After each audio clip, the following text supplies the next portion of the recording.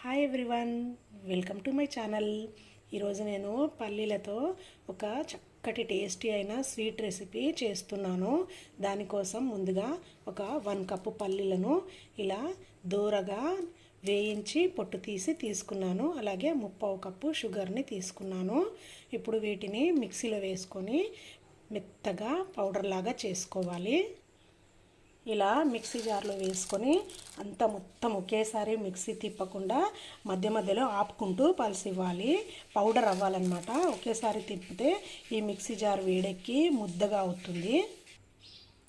ఇలా మెత్తటి పొడిలాగా చేసుకొని పక్కన పెట్టుకోవాలి.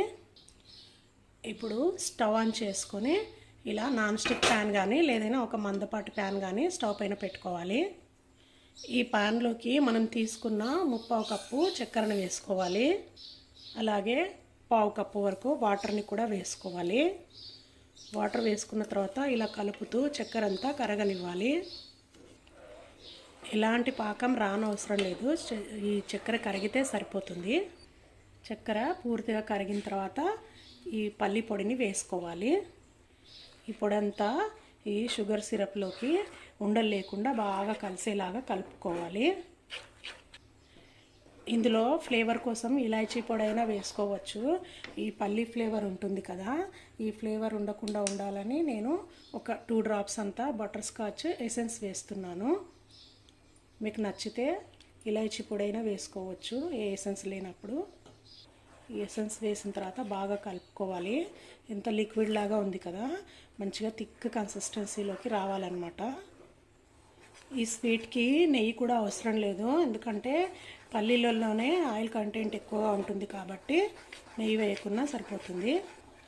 నెయ్యి ఫ్లేవర్ కావాలి అనుకునే వాళ్ళు 1-2 స్పూన్ల నెయ్యిని యాడ్ చేసుకోవచ్చు. నేనైతే నెయ్యి వేయట్లేను.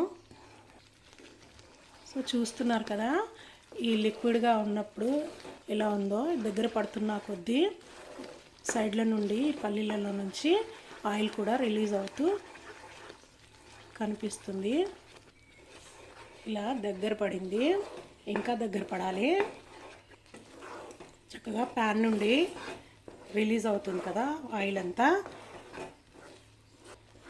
ఈ స్వీట్ కూడా చక్కగా దగ్గర పడింది, ఇంకా ముద్దలాగా అవ్వాలి. ఈ విధంగా దగ్గర పడింది కదా, ఇంకాస్త ముద్దగా అవ్వాలి.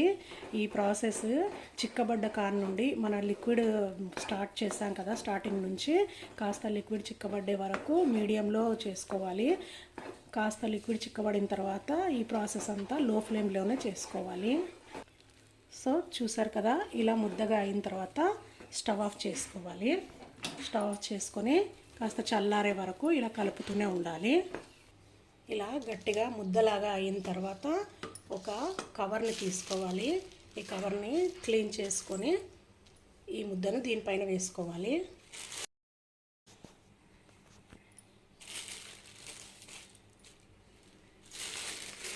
ఇలా ప్రెస్ చేస్తూ ఉండాలి ముద్దలాగా అయ్యే వరకు.